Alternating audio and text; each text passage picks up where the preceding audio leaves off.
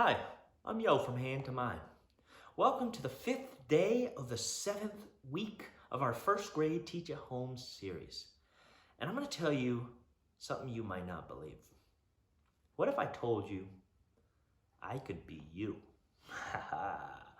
Or you could be me, right? I could be a dog. Or you could be a cat. You're thinking like, yo, you're being silly.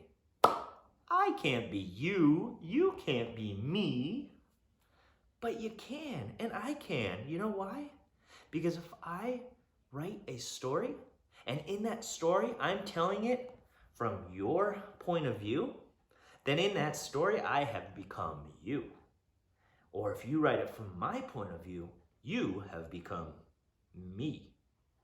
That's kind of cool, huh? That's a cool thing about writing. I mean, think about it this way. Have you read a story that takes place in, I don't know, the 1800s, but the book wasn't written until the 2000s, right? And the story is about somebody living in the 1800s telling their story about what they did that day or an adventure they went on. Is it possible that the person alive in the 2000s who wrote it was also alive in the 1800s? No. And that's the beauty of writing. You, as a writer, can write from anybody's point of view. You could be a dog. There are stories where a dog is expressing their emotions and talking about how they're feeling or what they're doing. Did the dog write that story? I don't think so. If a dog wrote a story, that would be a famous dog, right? No, that's the point of view. And that's a trick that authors have, is they can create any point of view they want, and then you read what they are saying from that point of view. And that's what we're going to talk about today. We're going to talk about point of view. So, enough of me talking. Let's get to the lesson. Today, we're going to be talking about something that is very important when you're reading, and that is being able to identify the point of view of the author or who's telling the story. And that's very important because when you're reading, it helps you connect with what you're reading when you can tell what the point of view of the author is. So, quick question. What kind of stories do you like to share? Do you like to share stories about yourself, about others, about dogs, about events, about history, right? So that's important to know, right? Do you share stories about yourself? Do you share stories about someone else? Or do you share stories about something in general that you're interested in? It may not even be about a person. It may not even be about a dog. It may not even be about a thing. It might just be about something that it exists in the universe. Anything, right? So every story, though, is told from a point of view. So sometimes an old man is telling a story about his story, right? About himself. Sometimes, let's say a woman could be telling a story about her granddaughter or grandmother moving to America, right? So not necessarily talking about herself, but about somebody else. And sometimes a scientist could be writing a report about a new discovery. So they're not even talking about a person, they're talking about something that they found out, right? And as the reader, it's important for you to know who is telling the story because it helps you connect with the text. And that's always our goal. We want to connect with what we're reading. Otherwise, we're not going to enjoy what we're reading. We're not going to learn from what we're reading. We're not going to get anything out of it, right? So we're going to use context clues. And that's how you help figure out what is the point of view. What is the author's point of view? Context clues. Always context clues. I love context clues. They come up all the time. So I'm going to have you read a passage, and then let's figure out context clues in our passage to determine who's telling us the story. What is the point of view of the person telling us this story? Here we go. Yesterday, I cooked dinner for 20 people. They loved my food and said they would hire me to cook for them again. Well, who do you think is telling the story?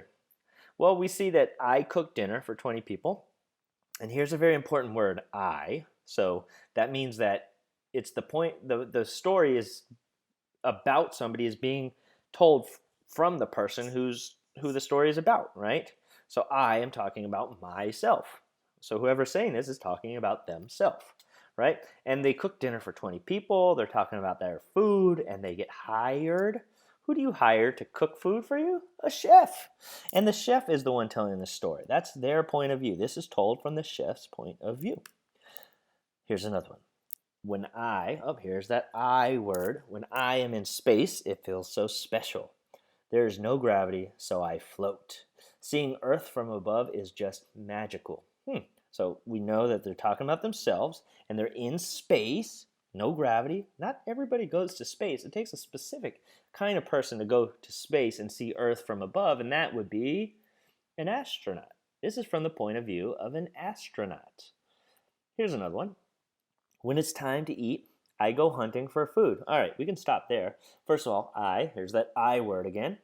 But I go hunting for food. Well, that can actually be a lot of things. Humans go hunting for food. Animals go hunting for food.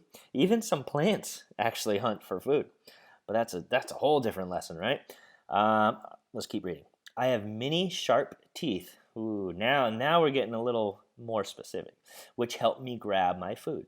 I am a strong swimmer, big hint, and my fins, another big hint, help me go faster in the water. So it's I go hunting for food. So it's told from the point of view of whatever's telling the story, probably not a human now because it has many sharp teeth.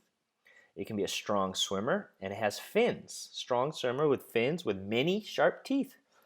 That sounds to me like a shark. Ooh. So this goes to show that sometimes authors are very creative. Of course, the shark didn't write the story because we've never had a shark that can write stories. Sometimes a human has to write the story from the point of view of a shark. Or sometimes a human can write a story from the point of view of a piece of wood or a sandwich. So the author has the ability to be creative and write from the point of view of whatever they would like. And that's one of the beautiful things about reading and writing. All right, here's one. When so it's probably also from the point of view of the person telling the story. When my grandmother made spaghetti, it was the best food I had ever tasted. Whenever I would go to her house, she would say, Francesca, oh, that's a hint. Today, I will make your favorite meal. Great, so we have a lot of context clues.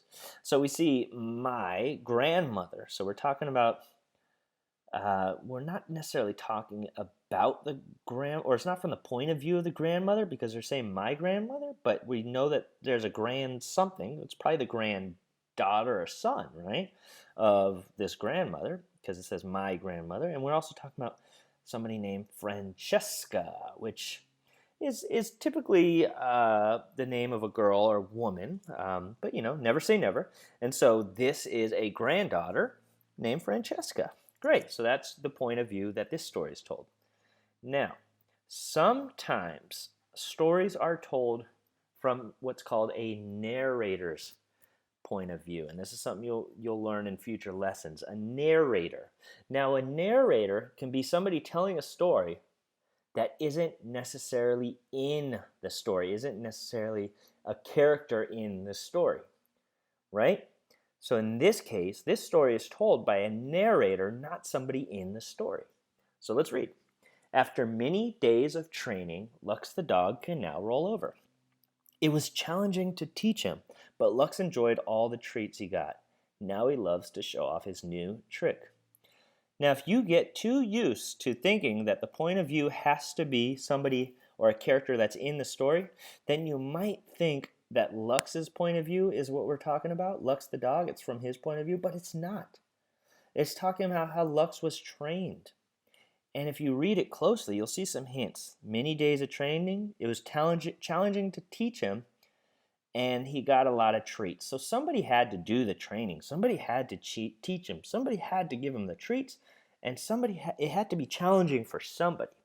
So based on these context clues, I could assume that the story is told by the point of view of a dog trainer or Lux's human friend. And that's a great example of a story told by a narrator. Someone who's not actually in the story, but is telling you the story. And that's it for today. Thank you so much for joining us. For more resources, please visit heyintomineathome.com, and I will look forward to seeing you later. Have a good one.